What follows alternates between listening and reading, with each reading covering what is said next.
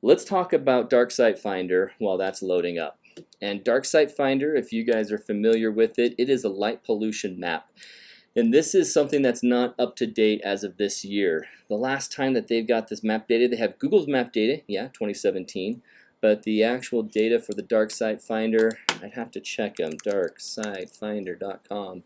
And they say anything on their map information because they said I wonder how much has actually changed light pollution wise though. Probably a little bit, huh? Because they keep barely, building and expanding. especially cities and here stuff, in right? Utah. Yeah, we have a lot of changes here. So this is data is using from 2006 instead of 2001, so it's 10 years old already. Oh wow! And so there's areas here in Utah that are definitely not true. And so this is stuff that we have to just deal with, the fact that they're only up to date as of the last 10 years. And East Coast, man, I still feel You can see as East Coast to Midwest is just full. I feel so bad for the East Coast. Wow. So that's what brought up this. I think it was Chicken who said, how do you deal with light pollution? And so hopefully we'll be able to do the Lightroom. Oh yeah, there's Aaron King, Funnel Hacker. Let's go quick collection. My quick collection has most of our stuff that is light pollution and any images we take in Milky Way. So this is going to be what we're going to be looking at. I was out there looking for that tire, a couple weeks ago, and I Really? couldn't find it. You went down a Severe Lake? Mm-hmm. Oh, right on. It was actually on Thanksgiving Day. Took my kids out there. So we're going to be talking about this picture Yeah. because the light pollution bloomed from Wendover. Right. And looking at a raw image right here, you can see just the light source that we had in the sky. This image was using our Sigma. We were testing out that Sigma. And was this the actual Sigma at this point? Let's see. I have to go to the EXIF data and enable profile corrections. Oh yeah, I think this is the Sigma. I don't think the Sigma pulled up on its own. I think If you go to the library, Canon it one. tells you on the exit data. Yeah, it's true. It'll give me my information here. But 14 so millimeter 2.0. we've got Yeah, so Lightroom Sigma. working. You guys are going to see Lightroom okay? Yeah, you're going to see my screen. Check out on your video. Make sure your video is loading in on your screen so that you can know for sure that they're seeing what I'm wanting them to see. I'm seeing the live chat, but I'm not actually seeing the video. Yeah, go ahead and refresh. So guys, refresh light that. pollution, how do we work with it? How do we work around it? Give me my information. Oh, and you'll have to turn that volume down as you hear my delay.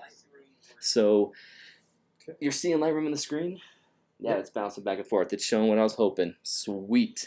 So you keep up on the questions. I'm going to roll forward. We are now 10 minutes into this. We've given some people time to join us who joined a little late, and they haven't missed anything yet. So here we Looks like everybody's go. on that wants to be on. So. Yeah, I think so. So here in Utah, we are amazingly blessed. And we joked around last week. Rob Ryan, he's in Idaho. He's amazingly blessed to be out in Idaho. In fact, if you looked at both of our locations, Idaho wins a little bit, Rob. I don't know if Rob's on right now, but I think he is. wins a little bit because you look at these dark sections right here and here versus Idaho's there and this big section. They potentially have more acres of the darkest sky possible than we do. Yeah. Is that the Tetons area? Is that what all that No, is their Teton area is right here. Oh. And so we're looking at up here when you're heading towards Central Coeur d'Alene Okay. and going up way north towards Montana's border. All along Montana's border, really. And this area is just hard to get to, Rob. And so you have a lot of high mountains and a lot of difficult locations, just not as easy to get to as the open desert of southern Utah. So I think we win ease of travel, if anything. And so when you're looking at these light pollution maps, everybody, you're going to be seeing the brightest spots where the cities are as white, and it works from white as the brightest all the way down through all these colors until it gets to black. And the black overlay of the terrain looks like this color just because of the color behind it. If I change the satellite view, you'll see that it's more of just, it is actually kind of hard to see in some of these places. You can't barely tell that it's covering this spot when I'm on satellite view, so I prefer map view. So I've always talked about this, and I want to point it out right here using my app, my iPad. So on the iPad, you can see how in this area, you go down from Orem, where I live. In fact, let me get off of this app and go to the other pen and change it to white. Any questions come up? Well, No, so just far? Rob confirming that indeed nothing is there. Oh, okay. or I'm driving down, going into this area where this is a connection to go off. Santa Quinn is right here, Payson's up here in the orange, and so this area goes off into a very dark sky location. I've given this tip before. Some of you are going to have this tip again and you're thinking, ah, yeah, Aaron, we got it. But some of you might not have quite understood exactly, so I want to tell it again. In the year, as you're looking at Milky Way, this is directly north. So this is directly north straight up here. So we have east, south, west, you know. When you look in towards the east, the Milky Way core is just off the east in the early spring, and it moves its way along our horizon to the south or the northwest. I wouldn't say northwest, it's still the southwest. Still the southwest area. So you have a core in the early spring doing a Milky Way arch, and then it starts getting more vertical and works its way up to the point where in June and July you're looking directly south at it and a little bit southeast at it in the early parts of the night. So if you were to look at, let's say, mid-July, you're looking at a Milky Way that's at an angle and then a Milky Way that's vertical, and the core will be southeast and then directly south of you throughout the night. And so when you're looking at an area like this, you're thinking, okay, am I there in June, April, May, or am I out there at September, October? If I am out there at a time period of April through June, then I am looking at spots out in this angle. So I'm looking this way. Okay, how is my light pollution working out in this area? If I wanted to pick a spot, say I wanted to go to one of the purple areas on this map, and I want to get a shot. Do I want to stand here? Do I want to stand here? Do I want to stand here? Well, I'm looking at this. I know that my Milky Way core is going to be like this. Do I want to look through the Mount Pleasant light bloom at the Milky Way core? Do I want to be here where my Milky Way core is going to be over this light bloom of Price? Or do I want to be over here where I'm putting that Milky Way core out in the darker area? Absolutely 100% of the time, you're going to want to plan where you put your core out in the darker areas. So if I'm standing even here in this yellow and looking out that way, let me get rid of all these other lines. If I'm standing here in the yellow and looking out this way and the Milky Way core is here, because I'm looking away from the light pollution and heading out, I'm going to have the best sky possible. Because the space between me and the Milky Way core is vast. I mean, it's incredibly far. And so the horizon of the Earth is going to curve before I actually get to the Milky Way core. So all the stuff that's right here and the stuff that's up here is going to be off to my right and left of that core. Using the PhotoPills app, you can make sure that you're looking that direction. So let me pull up PhotoPills right now. And let's go to a location where you're dealing with that. And here's one reason to use Planet for photographers is that they will actually show you the map, the light pollution map. And I can't wait for PhotoPills to add it. So here we are at the Ochomo Bridge. And when you're looking at the Milky Way core, it shows you precisely where it is. Let's go back a couple months. So we're in June. Let's go back to May. May, here's the core over in that direction. So say I'm in my app right here and I say, I want to stand, let's get all these lines gone. I want to stand as far as, I'm visiting Mount Pleasant. And I want to get to this point on this road by this water source because I feel like I can look through these two light blooms right here and deal with the light pollution off of my core.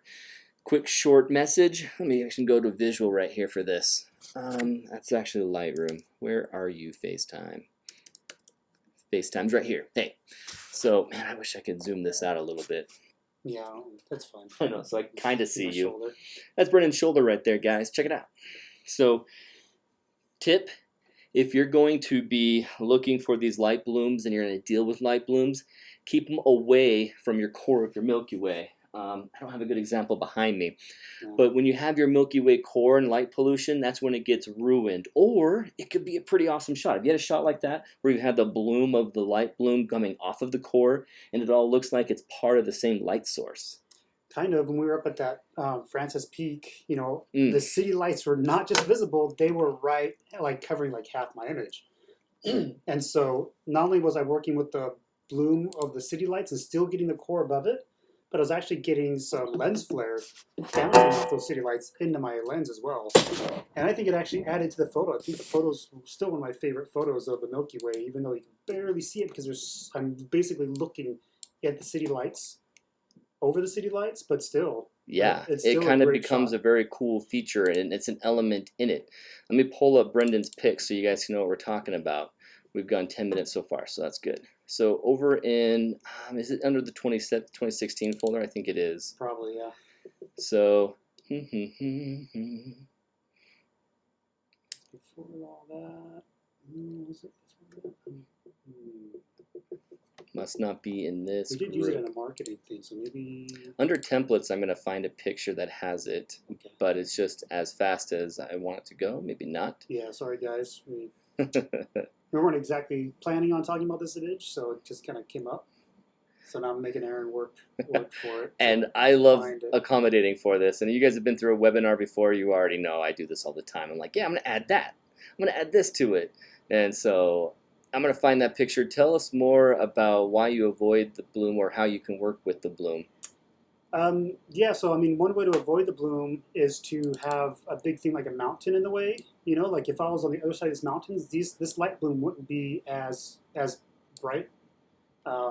But if you want to keep your image in there, because I wanted to kind of feature the city lights, and so one way you could do that is actually having like a gradiated ND filter and flipping it.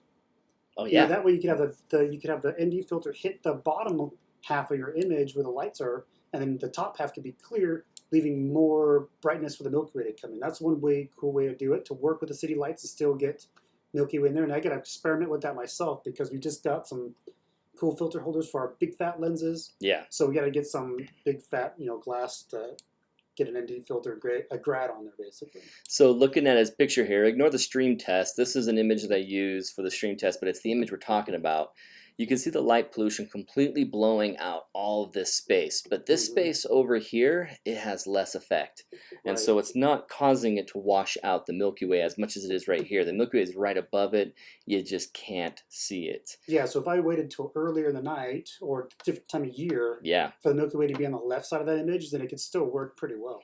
So the ideal scenario would be something like this. And let me bring you guys over to my iPad. Let's go to another image. Let me take away the drawings that I have right here and pop out. Just do a quick new screen. As quick as that was weak sauce for quick.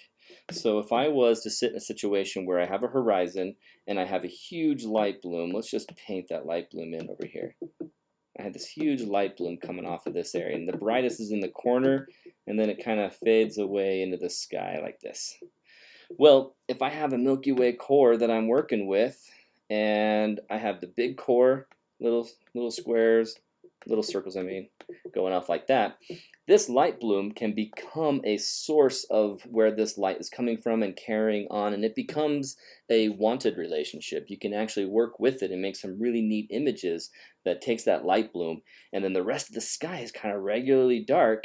You only have light coming over in this corner where it's the brightest, and so it becomes a nicely balanced image dealing with the light pollution. And so you can have that work if your core is away from the light pollution enough that it's just this doesn't wash out your Milky Way core. In Brendan's image, let's see, I'm learning my new app today. You'll see on my moment of envy how the app is updated, and so now I have some different ways of doing my undo. So if the Milky Way in Brendan's shot is like this, where the core, it's not even that high. It's really, this is the core, and here's the dots. All of this part gets washed out by the Milky Way in that image. You can see how it's completely gone right here. The core is right there and washed out. So working with the Milky Way and trying to use your light pollution blooms, it's really nice if the blooms are over in these areas. Let's go back. Let's even before I have that. And bring up my shelf.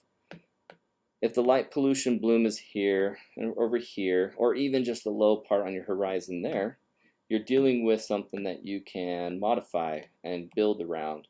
So if I know my core is going to be up here and here, here, here, spreading across the sky, I don't have the light bloom messing with my image. I'm working around it. And so when you saw in that previous map, I'm looking at this spot at Mount Pleasant where I can avoid the light pollution blooms. I can put myself on this road by that water and look this direction to get away from this bloom and this bloom. So we're going to go into photo pills, and I am going to show you where that is, and it's going to be an impromptu find. So any questions coming up so far? This is a good time to ask it. Just talking about, you know, camera bodies right now and stuff like that, which you've addressed. You guys love gear a lot more than I do. I just really don't care for gear. Let's use this map. It'll help me find that spot. So, Mount Pleasant. Mount Pleasant, Manti, here we go. It's not showing Mount Pleasant, but it's right here. There's Ephraim, there's Mount Pleasant. I can ride this road. Okay, this is the spot. So I'm going to put my pin down right here. My map is loading, so it thinks I'm moving. So let me put my pin down. Cool. And at this time of the year, we're dealing with May of next year. Where's my Milky Way going to be? My Milky Way core. I zoom out, and what did I find out were my big blooms of light? Huntington was my big bloom of light, and Price was my big bloom of light. And so I have Huntington right here, and I have Price, which is up here. So I want my Milky Way to be on the other side of Wellington, or Huntington. And looks like it doesn't even rise. It rises from that position right there. Just barely, huh? Yeah, and so it's full darkness right at this point at 11:23. And then the Milky Way core is going to go and line up right on top of Huntington. So I'm going to have an option. Well, okay, from this position, standing on the road by this water source, ignoring the fact that I'm probably blocking the course, the view of the Milky Way core with just those mountains. If I had it perfectly flat and I was looking out this direction and I wanted to work around the light pollution bloom of Huntington and Price, my chance is between 11:23 or so, 11:20 or so, and right on top of Huntington at 12:40. And so if I want to do a bloom shot where I actually have, let's see, where is the Figure 53 app? So if I want to do my shot where I am going to have my Milky Way core, I'll just draw right here, Milky Way core on top of the light blooms, then I can work on that 1 o'clock time, that 12:40 time where it's on top of it, and have the Huntington light bloom be that source of it and make my cool arch. Or I can go with what happens earlier in the night and have my Milky Way core here, and here's a light bloom, and here's a Price light bloom. Just because I'm going to do a full panorama, I'm going to see the other light bloom that's happening over here. So I can time my position using photo pills around these light bloom islands.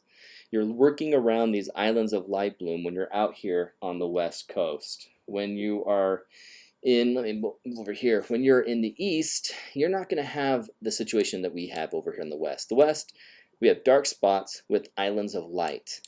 In the east, you have bright spots with islands of dark.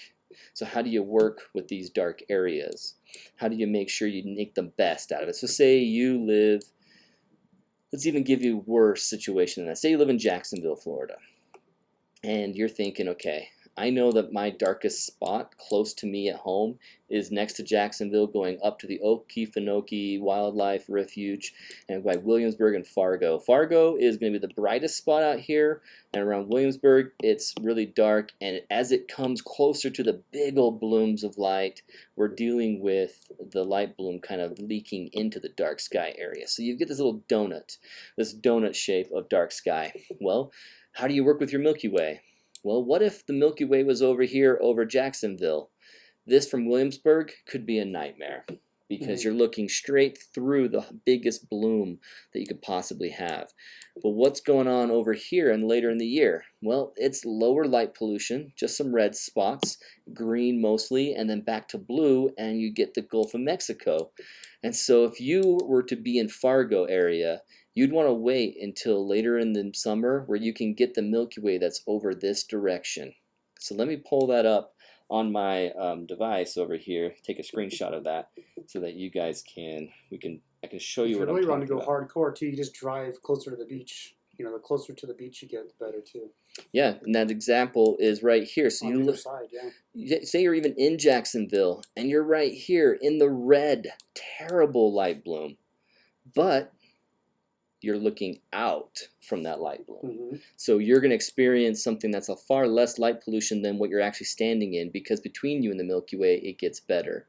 Obviously, you're going to have light around you lighting up the top part of your frame because you're in a really, really bright area. So say you just get down here, go to this spot on the Guiana River, Guana River, or Mickler's Landing, you'll have a much better situation between here. And you live in Jacksonville and drive there, early spring, early summer, you have a great Milky Way opportunity there. That's a really good point, Brennan. So I am pulling up my, I guess I've closed that window and that's why I'm not seeing it on my iPad. So I want to look at this Georgia, this Florida area, so I can draw a picture of something that you guys can understand that with just a little more visual. So I'm going to keep the beach as well for this image. James is also wondering if we can cover some of Europe. Oh yeah, you got it, Time man. to do that. I think we will. I think it'll just be a good repetition for what's happening there. Let me make sure that that picture even saved. It did. Okay, cool. All right, let me just edit it, crop out the unnecessary bookmarks and everything. Pull in here, save this image. There's an error saving. Okay, I will try again later. Discard changes. So for some reason my iPad is saying it has an error saving this image. Oh, it was still downloading, that's why. You know, I'm loving that, how they go to the cloud now automatically at the moment you save it to your iPad. And so you think you have it, but you don't. And so you spend all this time immediately having to fight with it because, oh, you're on the cloud. This isn't available for you to use. And then it downloads for you. It's so obnoxious. It's helpful to save space, but not helpful when it's been 2 seconds since I saved it. I'm okay with not saving space on it right now. So over on my iPad, I just loaded this picture up. And let's see if I'm on the white color still. I am. Perfect. Okay, so standing in the Fargo area, say you go there. You're going to set up your camera here, here, here. Where are you going to set up your camera? Where's a good spot? One, you want to find a really cool foreground. But then, what's your plan going to be? How are you going to work around it? My recommendation would be anywhere in this area.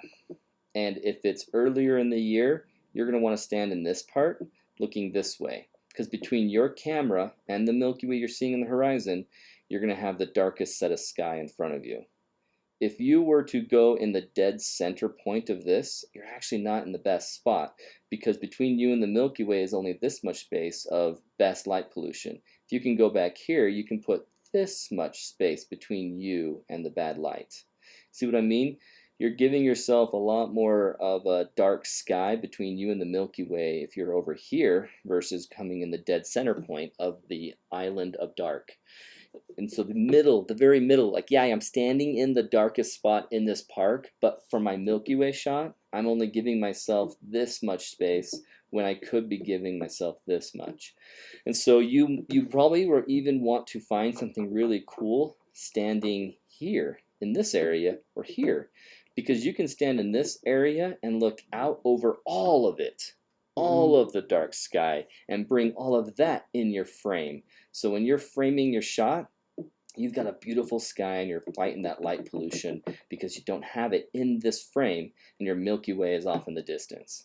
So if I were to say the best spot in Fargo would be, I would stay off of this road and find pathways to go to something interesting, because then you've got this gap and this gap to work with.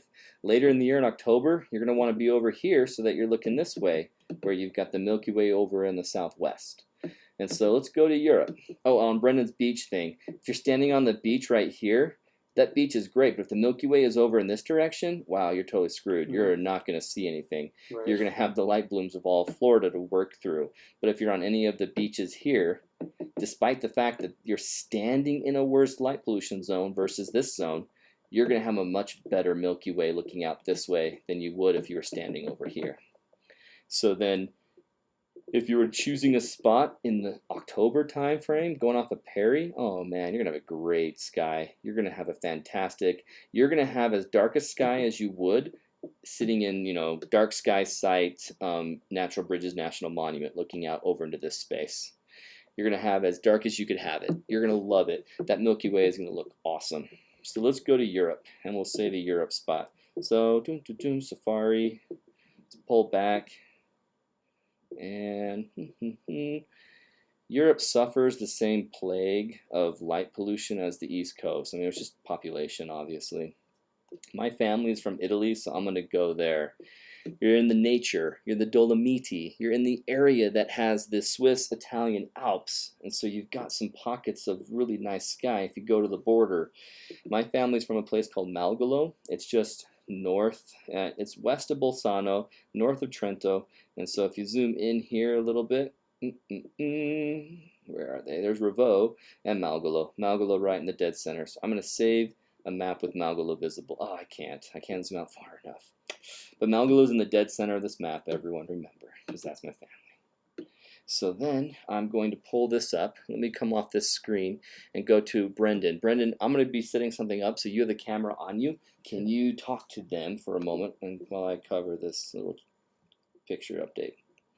Yep, just answering a question real fast. Oh, answer the question for everybody. What was the question? He was just GJ was just wondering if he could upload something to us. I said you can on a listeners group, but he doesn't have Facebook, so we'll just have to send him a link.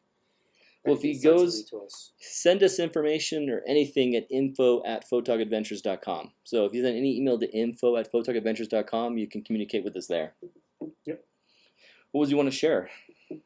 An image, so we could kind of,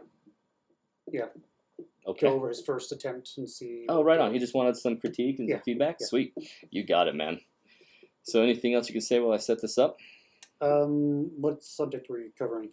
We're just still going to Europe now, but you can cover anything with light pollution or your image or even one of your situations where you fight with light pollution the most. What would you say was the time that you fought with light pollution the most?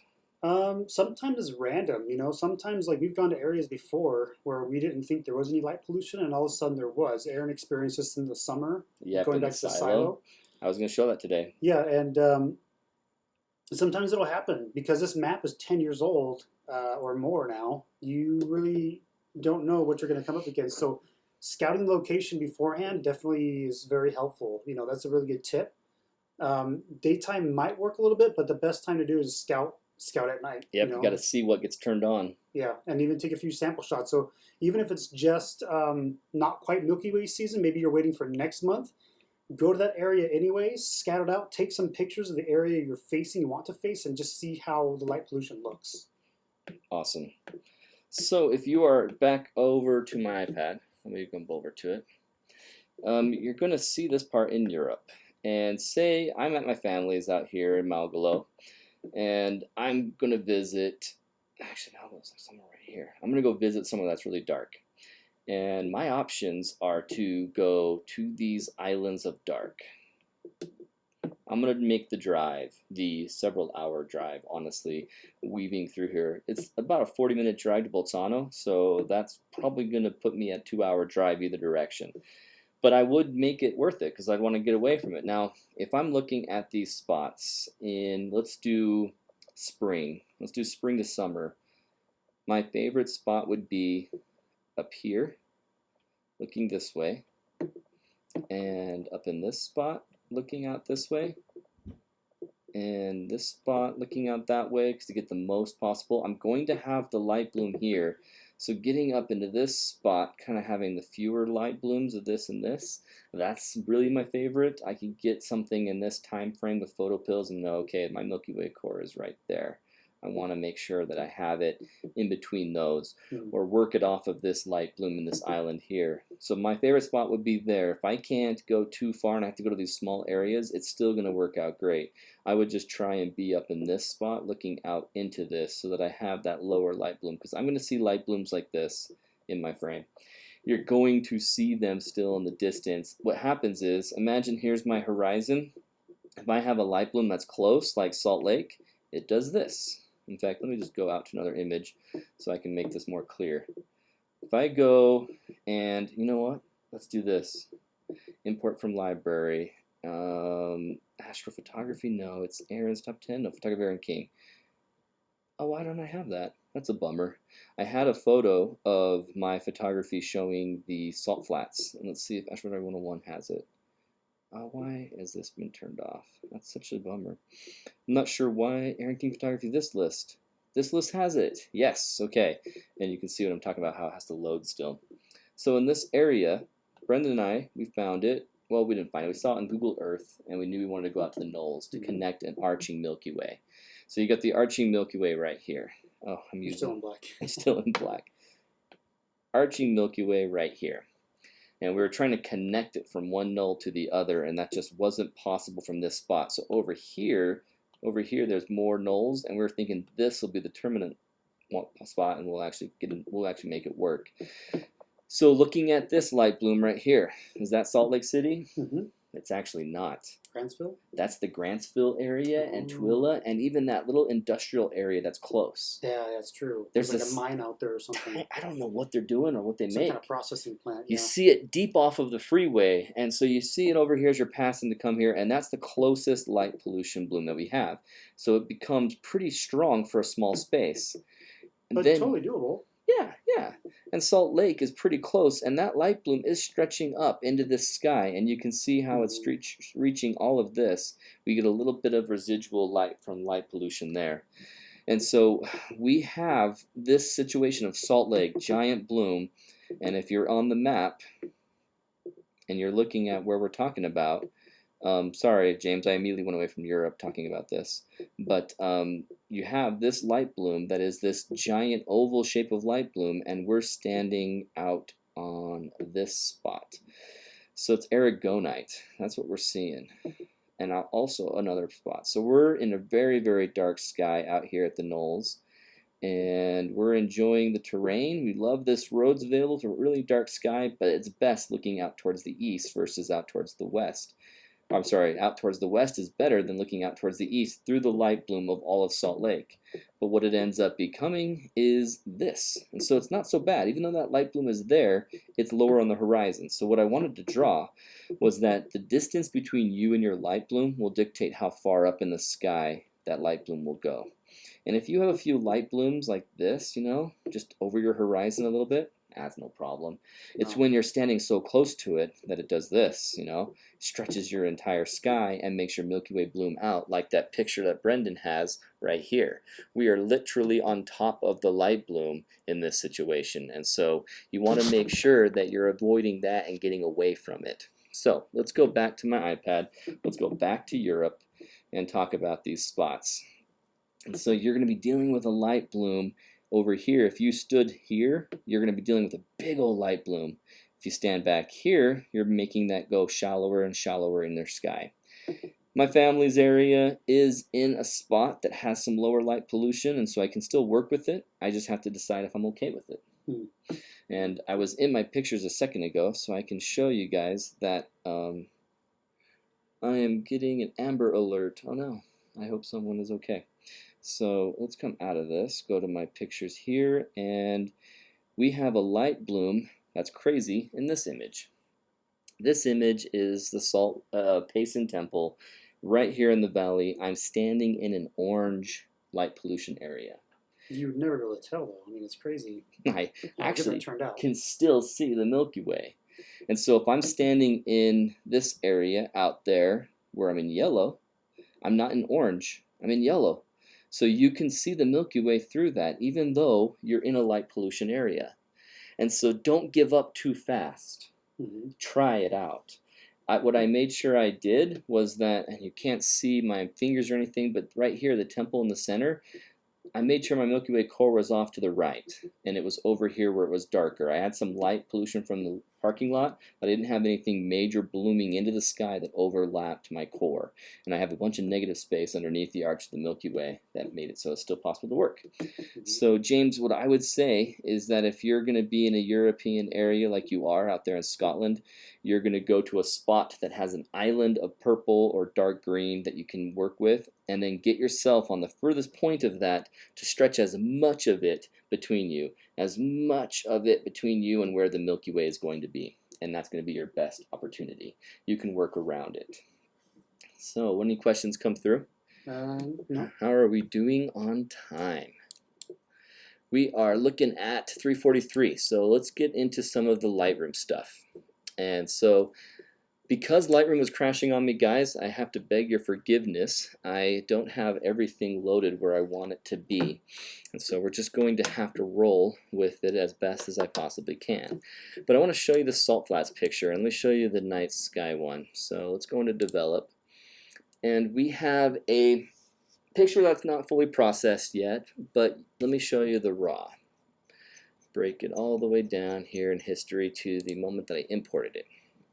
So you can see already how the bloom goes. In fact, if I go back up to my last actual step, I can just flip back and forth and show you guys the raw to the final. Raw to the final. And in fact, I am going to Wow, turn... that's a pretty big difference. Yeah, isn't it? I'm going to turn off my secondary display so that it doesn't block my view of your guys' live feed so I know what you're looking at. But you can see a huge bloom that's happening here. And the steps that I took to get rid of this are brush strokes that brought out the Milky Way, as well as some other small radial filters. So here's my exposure right here. You can see that I've done some contrast change, my basic beginnings of getting my lens profile correction. I even have 0 dehaze at this point. But I added a radial filter over the light bloom, and then I did some exposure updates. And you can see how that is the area I'm focused on. And then I did the adjustment, made some things, added some color changes. I updated the dehaze in that area. Then I feathered it a little bit better. I changed the color tint, and I just wanted to make that light bloom that was there match the coloring of the sky. Oh, wow, yeah. So it doesn't distract you from it. I have the light bloom, it's still there.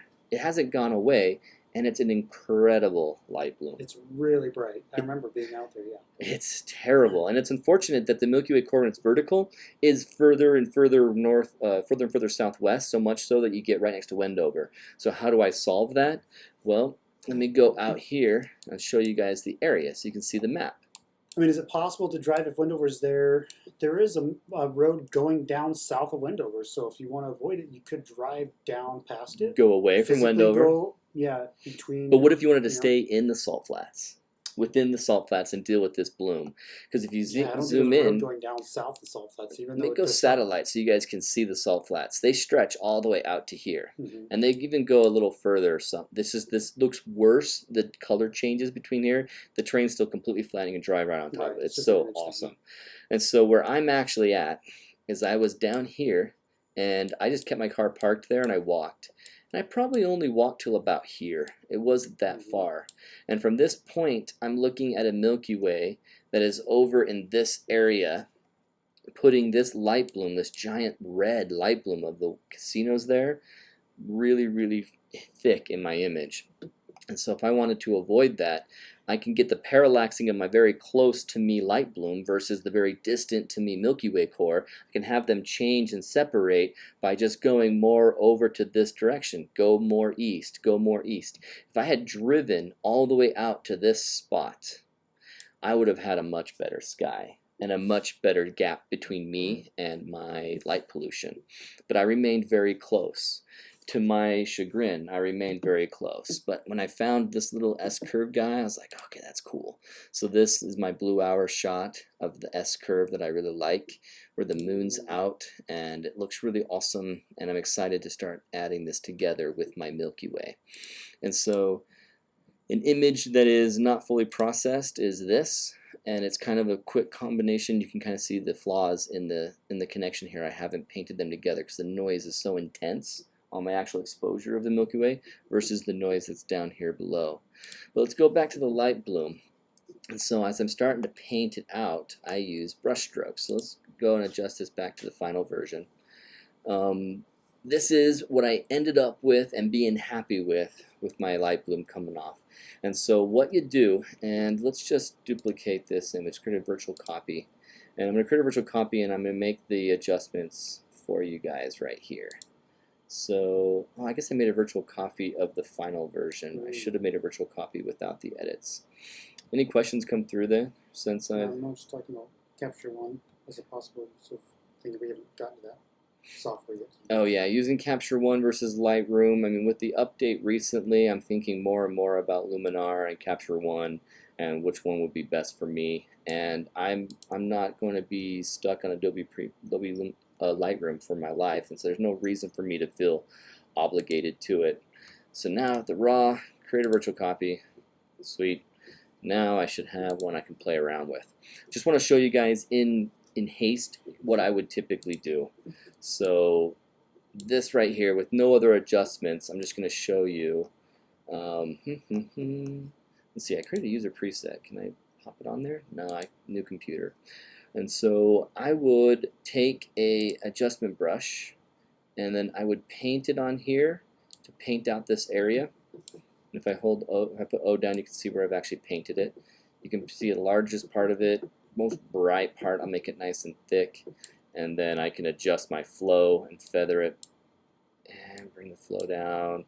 Keep the feather nice, but bring the flow completely down so that it'll take a lot more strokes to cover this area, just so that it kind of gradually goes out and spreads into this area, the adjustment that I'm applying.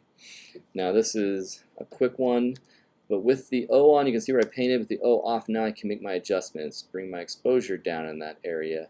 You can see your hard brush strokes if you don't go very careful like I just did there.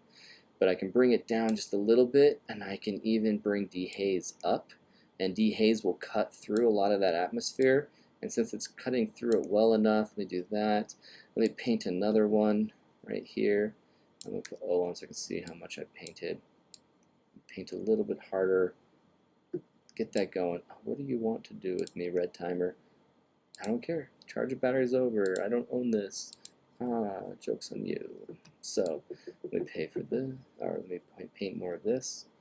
And so I will go back and forth checking out how much I like this, how much I like that adjustment, and I will change the exposure, I will change the dehaze, and I will even paint in a little bit of color. And so one way that I paint in the color is just by simple color correction on the white balance. So I'll go more blue in this one than I was going yellow before.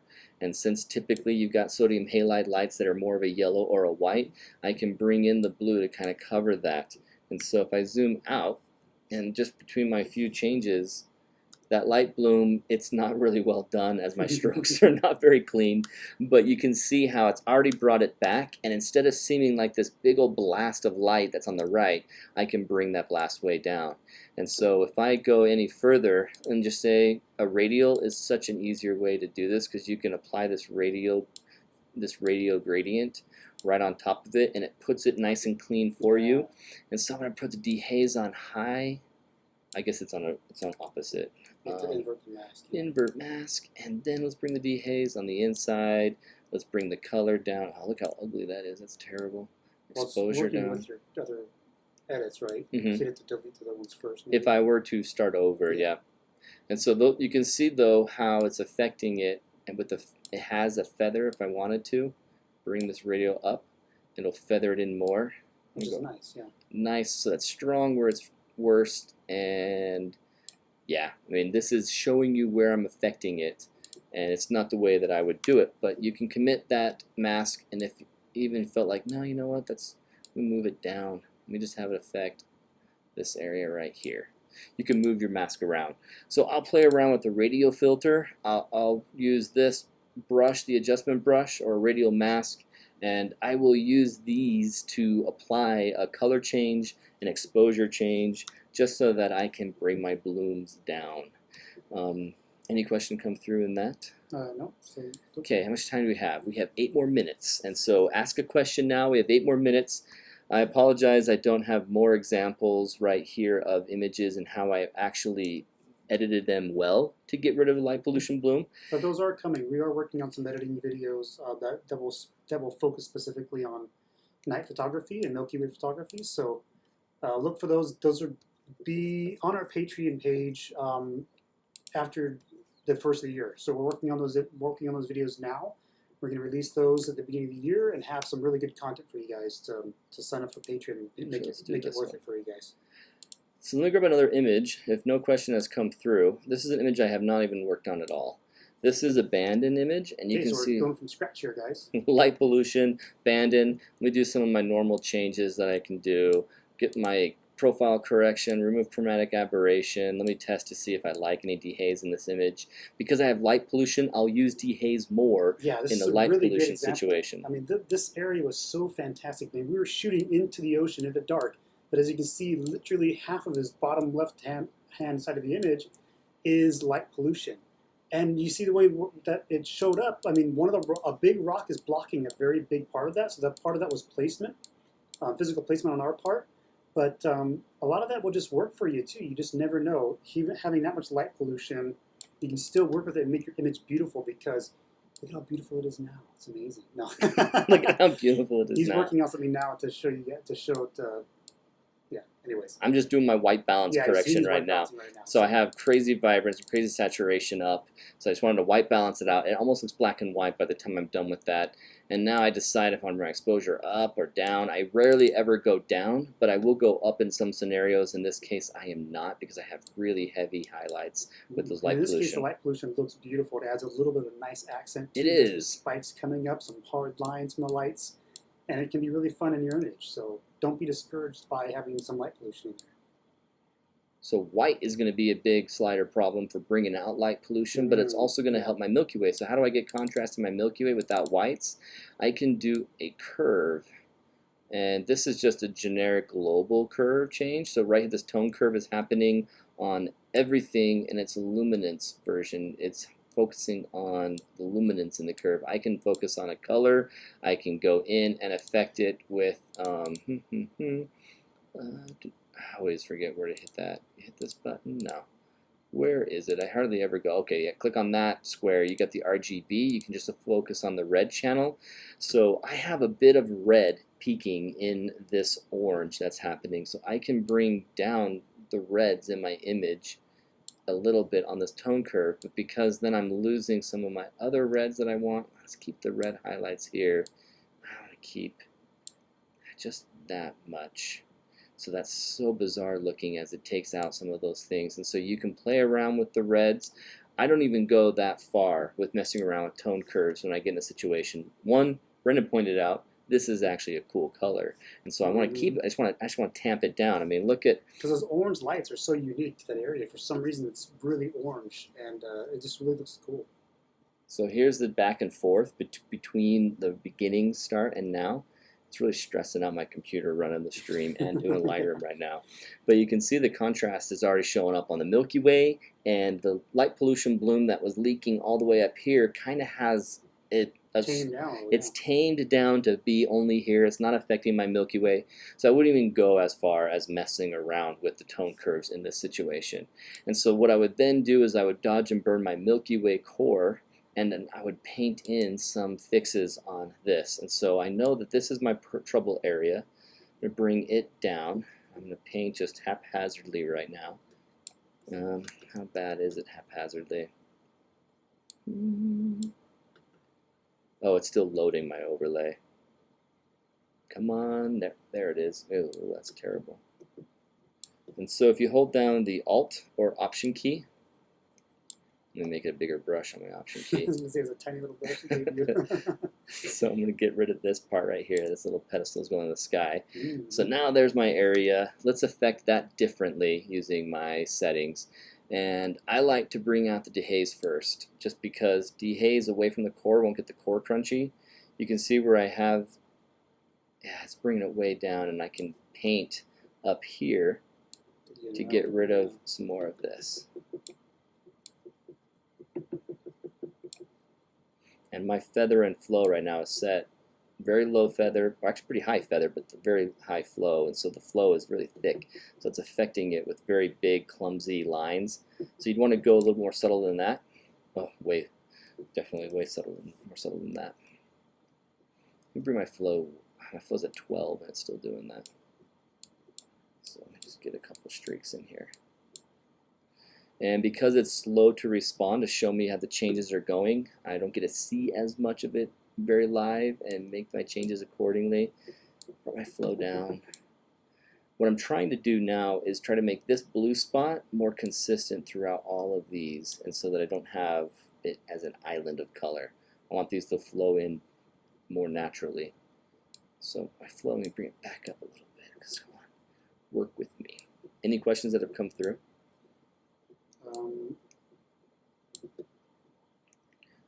Yeah, GJ just wants to know if we got his images, but we haven't had time to check our email yet. So. Oh, I see.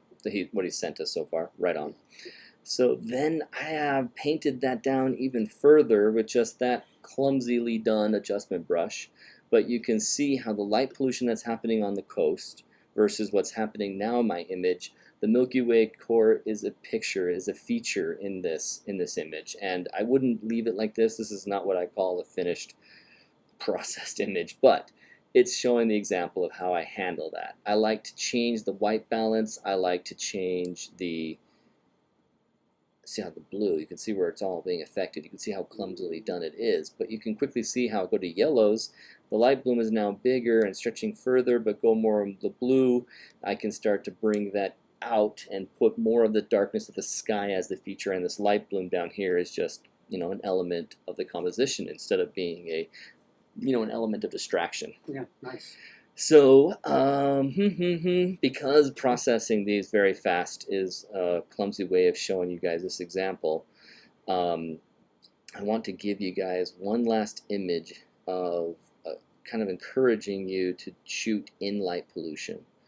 And I'm hoping, this is a big hope, because this image was taken a few years ago and it most likely is not going to be on this computer in a way that I can make the edit like I want to.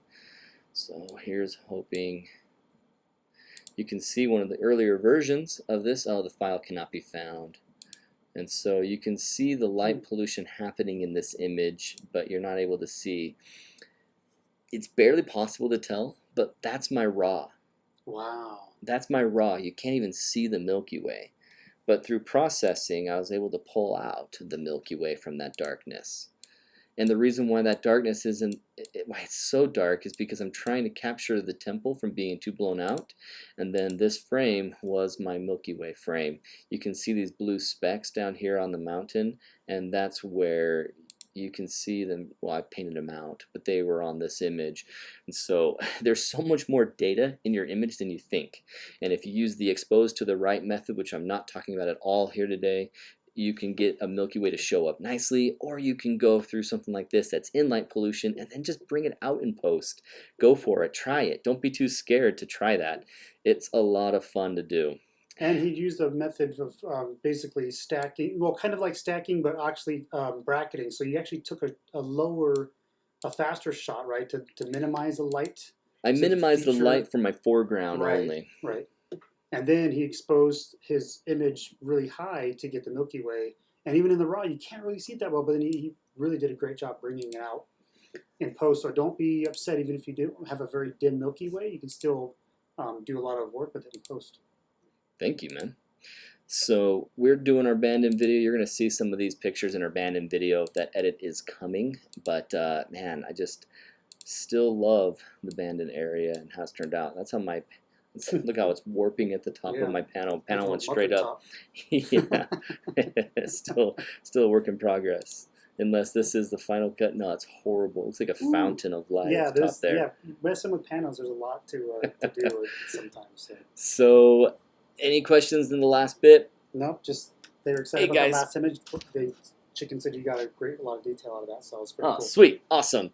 I felt like I've only been able to scratch the surface of everything today. We've taken a full hour to do it and still only scratch the surface. So apologies for that. My Lightroom was crashing today, and so I'm going to give you guys a video on YouTube that's going to be a 10-minute, nice, succinct version of everything I've said today that's going to show these edits and quickly show you some really nice edits, and that'll come after January 1st. Got to make sure we have the Milky Way course go out first for that.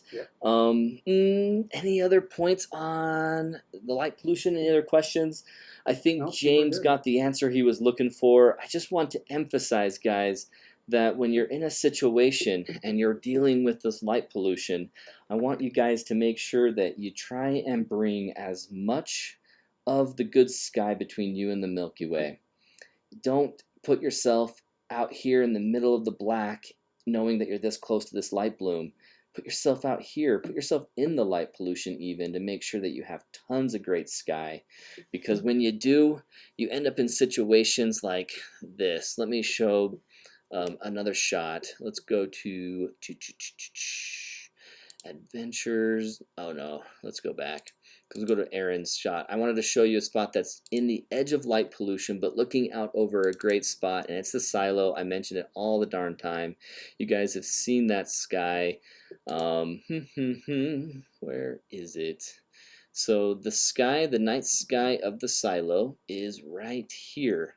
And just the clarity of the Milky Way core, the detail, the white. I mean, if this had been taken, this image is a little out of focus, but if this had been taken with even more care and used maybe Brendan's 50mm lens, it would have been amazing. And so you guys have this opportunity to have really great shots in a dark sky site, even though you're not that's a fully. single image, right? Not a panel. That's just a single image taken, no stacking done. I mean, I can even do better focus, and it was taken out here standing in the edge of light pollution looking out. And so at the silo, right off of Eureka, standing right on the street looking out. And so what a beautiful sky. If you put between you and the Milky Way the best gap of darkness you can possibly do it, you'll have an awesome shot. Even if you're in Europe and you're looking at tiny islands of dark sky, get on the outside of that island and go looking through it at the Milky Way, and you guys will be set. So thank you guys for joining us today.